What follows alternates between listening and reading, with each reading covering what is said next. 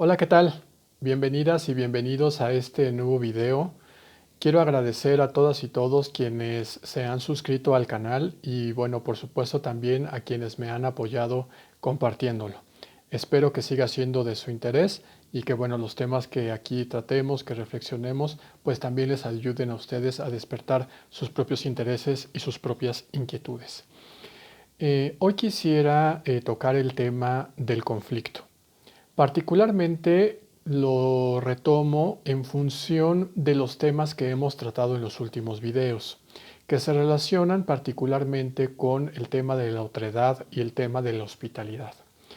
De pronto, si uno lee de manera muy superficial a Levinas, por ejemplo, particularmente a Levinas, Derrida en ese sentido es más claro, es más explícito, pero mm, de cualquier manera pareciera que las relaciones humanas, las relaciones sociales, las relaciones con el otro son meramente relaciones de hospitalidad, de amistad, de comunidad, cuando en realidad ni siquiera es propiamente lo que estaré diciendo Levinas, tampoco Derrida, pero de pronto sí me parece que es importante hacer esa aclaración y hacer ese matiz. Precisamente porque hay un tipo de interacción o una forma de interacción que es inherente a todas las relaciones humanas, que son las interacciones de conflicto. El otro, la otra edad, ¿no? Ya implica en sí mismo un afuera, más allá de que existe esta posibilidad de la continuidad del desplazamiento de mí mismo al otro, pero siempre implica este afuera, esta otredad, una relación de conflicto. Y es algo que no podemos evitar y es algo que no podemos ocultar, y diría yo que es algo que incluso negarlo es peligroso para la política, es peligroso para la sociedad, es peligroso para las relaciones humanas. ¿Por qué? Bueno, eso es lo que estaremos discutiendo en los próximos minutos y bueno, para ello pues voy a recurrir a algunos autores que como siempre hago les muestro al inicio. Y bueno, el primero de ellos es Simmel, con su texto precisamente El conflicto, que bueno, este texto fue editado por Sequitur. Después recuperaremos algunas nociones de la política agonística propuesta por Chantal Mouffe en su texto Agonística y que bueno, fue editado por el Fondo de Cultura Económica. Y después, bueno, recuperaremos, por supuesto, algunos elementos de Carl Schmitt, particularmente en el concepto de lo político, este texto que fue editado por Alianza, y algunas apreciaciones que me parecen importantes precisamente para hacer una pequeña adecuación a lo que está proponiendo Mouffe, que está, digamos, extensamente trabajado por Schmitt en su texto La teoría del partisano. Este texto fue editado por Trotta. Bueno, vamos a empezar entonces justo por la idea de Simmel, cuando él habla del conflicto. Y Simmel justo parte con la idea de decir, bueno, ¿qué es el conflicto y por qué es importante para las relaciones humanas? Tal cual dice, toda interacción entre los sujetos es una forma de socialización. Toda relación humana es una forma de socialización. Entonces el conflicto, que no puede reducirse lógicamente a un solo elemento, es una forma de socialización, pero no solo es una forma de socialización simplemente, sino que es una de las más intensas. De tal manera que Simmel, sociólogo, justo está dando cuenta de que en toda interacción humana, en toda relación social, en toda forma de socialización está inherentemente el conflicto. Evidentemente, para Simmel sí hay diferencias en lo que las causas que podrían originar un conflicto. Particularmente esto determinará la relación que se establezca justo en la manera de resolver o la manera de gestionar ese conflicto. Porque el propio Simmel dice, bueno, cuando los elementos que sí pueden disociarse, dice, son las causas del conflicto. El odio y la envidia, la necesidad y el deseo. Entonces, un conflicto por odio o por envidia es distinto a un conflicto por necesidad o deseo o a un conflicto justo por relación de coexistencia o relación de convivencia o relación de copertenencia. Bien. Conflictos que pueden ser, por supuesto, personales, pero también pueden ser colectivos, pueden ser por la identidad, por el territorio, en fin, está transversalizado de esa forma. Es por eso, y aquí es cuando retomamos a Chantal Mouffe, que para ella es muy importante repensar precisamente la idea de las relaciones que ella denomina de tipo agonísticas. Cuando ella en este texto hace una crítica al pensamiento en el que pudiéramos estar cayendo en los últimos, digamos, décadas, ¿no? En el pensamiento particularmente después de la caída del muro de Berlín, que es un pensamiento que ella denomina como peligrosamente pospolítico, ¿no? Que es un pensamiento en el que pareciera que ya no hay ningún conflicto, o que pudiera reducirse a estos intentos que venían, por supuesto, particularmente de choques civilizaciones de Samuel Huntington, de que los conflictos ya no serían ideológicos, sino que serían religiosos, culturales, etc. Por supuesto, Zizek hace una crítica bastante fuerte a Huntington en defensa de la intolerancia, un texto que más adelante podemos trabajar, y que, bueno, Chantal Mouffe también recupera en esta crítica, es decir, la necesidad de recuperar el conflicto, la necesidad de recuperar la fuerza inherente de lo político.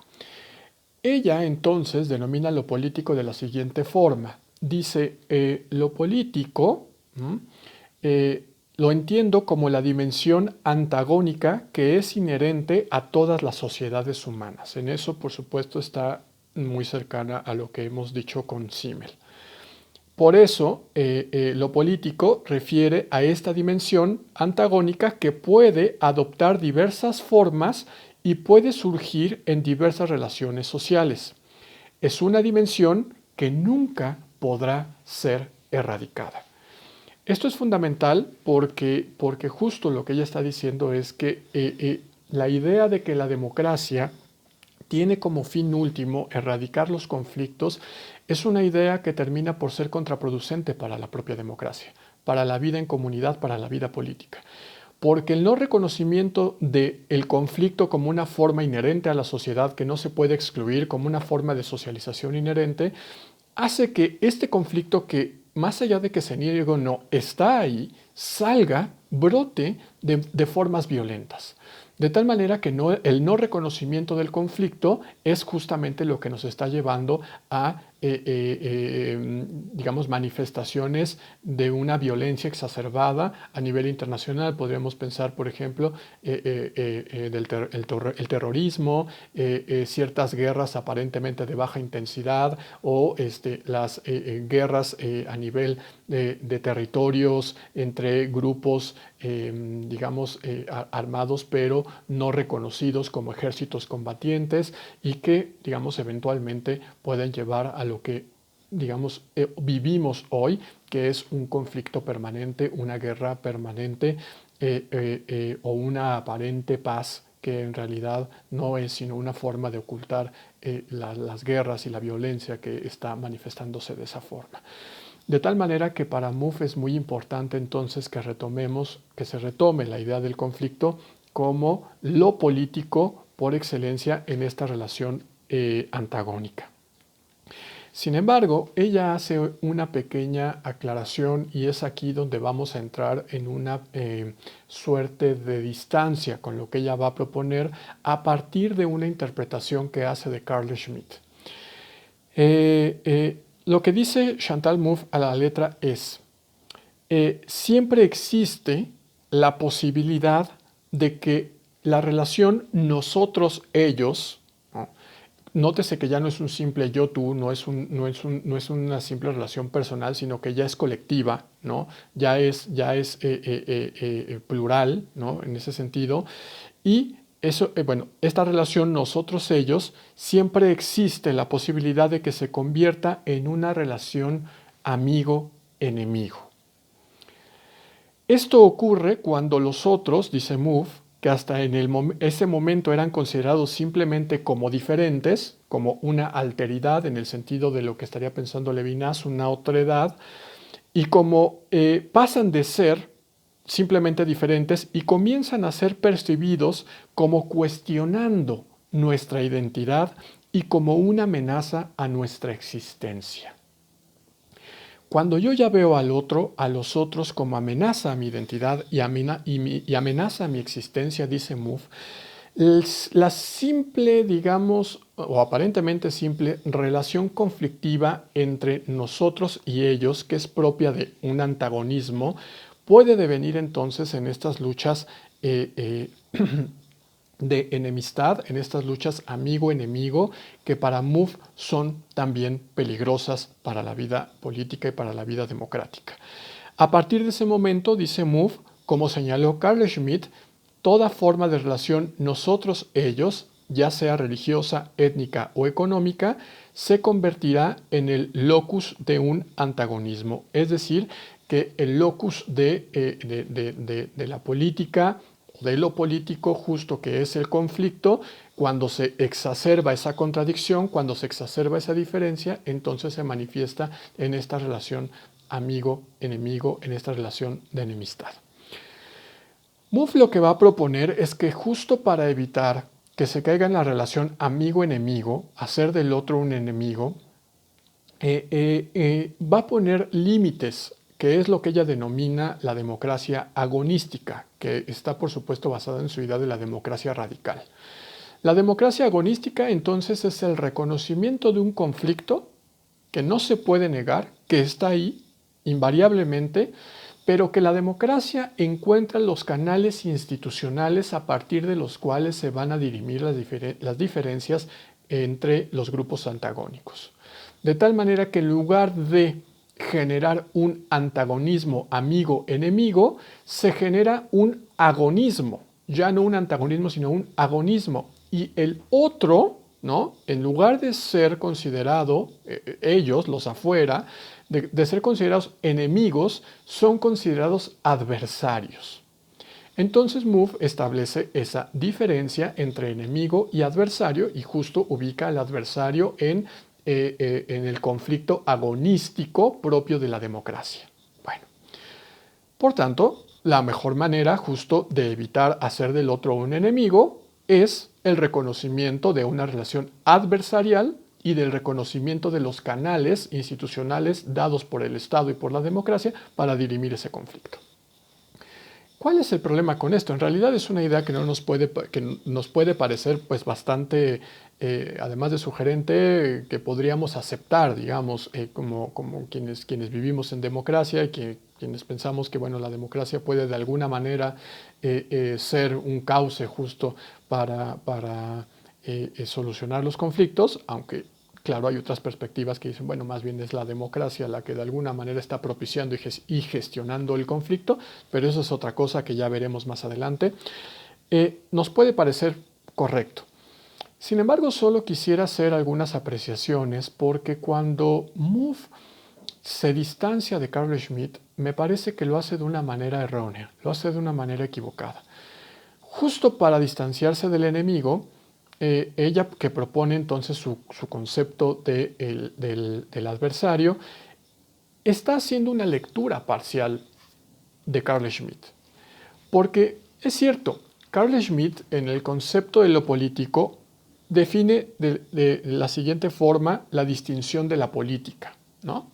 Y dice, la distinción política específica, aquella a la que pueden reconducirse todas las acciones y motivos políticos, es la distinción amigo-enemigo. Para Carl Schmitt, esto es fundamental porque, digamos, el locus de la política, de lo político, es precisamente la relación amigo-enemigo, que llevado a un grado máximo de intensidad, incluso puede llevar a la guerra, puede llevar a que grupos de enemistad, ¿no?, generen relaciones bélicas, relaciones que bueno, pueden llevar a esa escalada de intensidad. Lo interesante es que Schmitt, justo para distanciarse de otras formas de diferenciación, sí, de reconocimiento del otro, ¿no? Cuando habla de lo político, justo lo distingue, por ejemplo, de lo estético y lo distingue de lo moral. Para lo estético puede ser el otro bello, ¿no? O feo, o puede ser moralmente malo o moralmente bueno. Lo que está diciendo Schmitt es que el enemigo no tiene por qué ser necesariamente estéticamente feo ni moralmente malo, sino que en realidad eso obedece a ámbitos distintos a los de lo político. Por eso él mismo va a decir, el enemigo político no necesita ser moralmente malo ni estéticamente feo. No hace falta que se erija en competidor económico e incluso puede tener ventajas hacer negocios con él. Simplemente es el otro, el extraño, y para determinar su esencia basta con que sea existencialmente distinto y extraño en un sentido particularmente intensivo.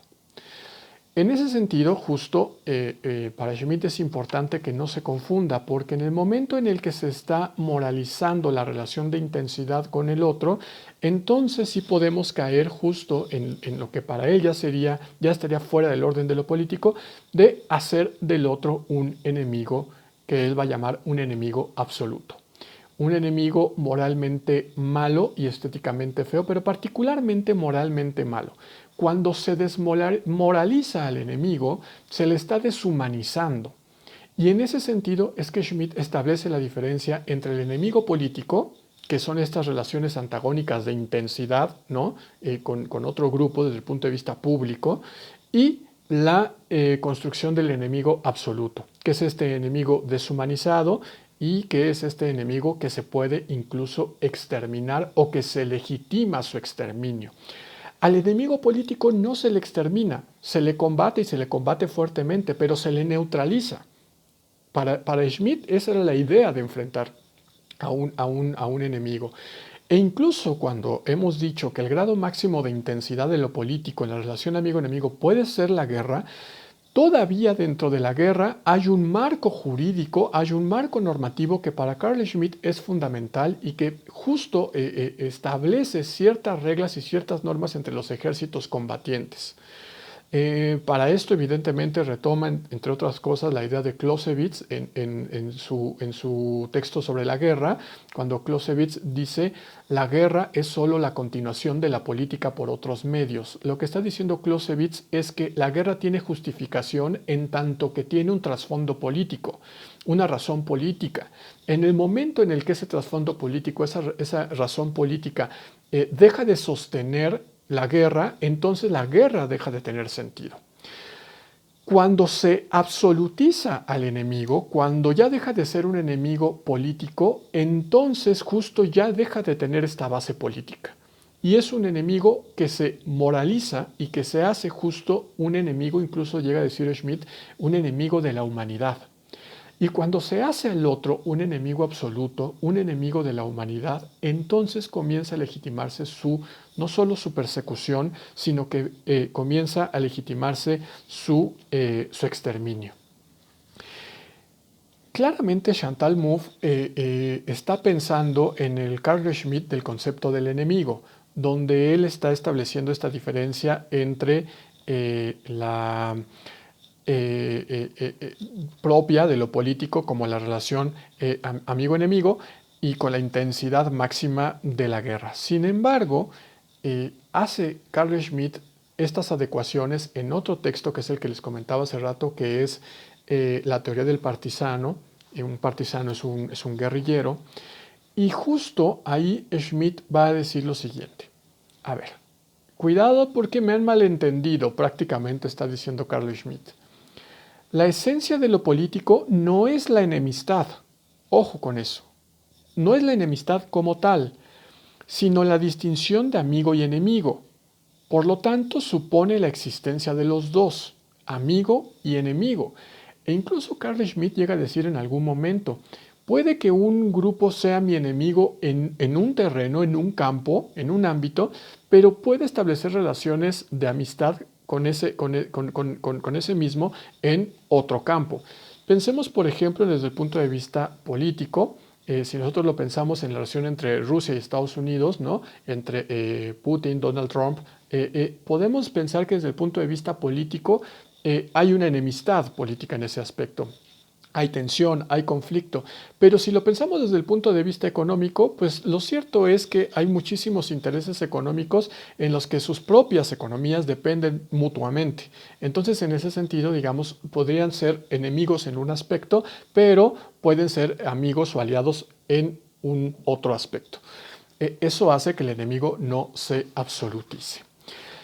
Sin embargo, bueno, por eso dice Schmitt en la teoría del partisano, el enemigo real no se declara enemigo absoluto ni tampoco enemigo último de la humanidad en general. O sea, el enemigo real es el enemigo político. El enemigo absoluto es el enemigo que se ha declarado como enemigo de la humanidad. En ese momento, dice Schmitt, ya estamos en otro ámbito que no es el ámbito de lo político, y ahí sí tenemos que tener cuidado.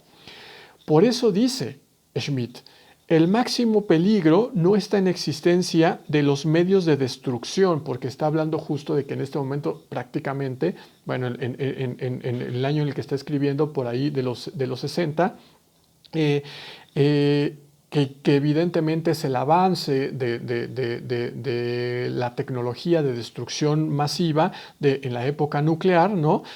Justo lo que está diciendo Schmitt es el máximo peligro no está tanto en la existencia de estos medios de destrucción masiva, ni en la maldad intencionada de los hombres, dice Schmitt.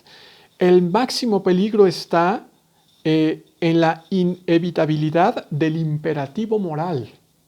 Es decir, ¿cuál es el problema que ve Carl Schmitt en el contexto, y ahora muchísimo más, ¿no? Lo vería en el contexto justo de una guerra nuclear, que ya involucra a toda la humanidad? Ya no involucra solamente a estados o a pequeños grupos, sino que una guerra nuclear es una guerra de la humanidad. Por lo tanto, se hace del otro un enemigo absoluto, un enemigo de la humanidad.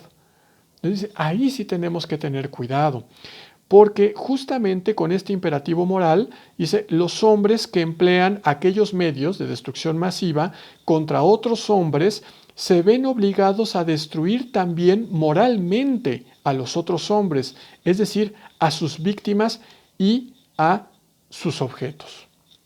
Eso significa entonces que frente a este enemigo, que es absoluto enemigo de la humanidad, pues se tiene que justificar de esa manera el exterminio y se tiene que justificar de esa manera una guerra total, una guerra absoluta.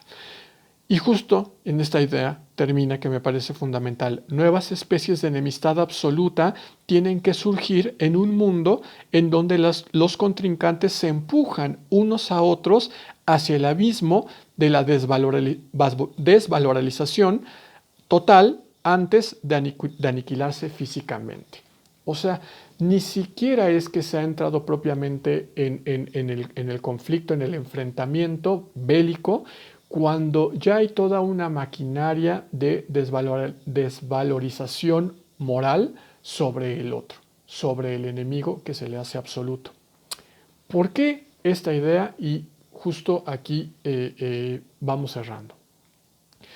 Cuando Chantal Mouffe establece entonces la diferencia entre enemigo y se lo asocia a Carl Schmitt y su idea del adversario, que lo propone precisamente para pensar su política agonista, está, digamos, viendo solo una parte del enemigo de Schmitt. Está viendo o está interpretando el enemigo político schmittiano como el enemigo absoluto. Lo que ella estaría entendiendo por el adversario es precisamente lo que Schmitt entiende por el enemigo político. Y lo que ella, Mouffe, está entendiendo por el enemigo a secas, esto que debemos evitar, es lo que Schmitt está entendiendo por el enemigo absoluto. De tal manera que estaríamos o podríamos estar de acuerdo con Chantal Mouffe de que debemos reconocer el conflicto como inherente a lo político, como inherente a las sociedades humanas, pero sí tendríamos que hacer el matiz cuando hace esta distinción con Carl Schmitt. A final de cuentas, los dos están pensando en evitar el exterminio de un grupo, la radicalización moral de negatividad sobre el otro, de una construcción de un otro que habría que exterminar, ¿no? Y que habría que perseguir, y lo proponen a partir de su idea tanto de el enemigo político como del adversario. Por supuesto que en el mundo en el que hoy nos encontramos, ya nos advertía Schmitt, en buena medida ya nos lo está diciendo también Mouffe, tenemos que tener cuidado justo en cómo establecemos estas relaciones antagónicas con la finalidad de que, en dado caso, reconociendo el conflicto, evitemos a toda costa llegar a la construcción de enemigos absolutos.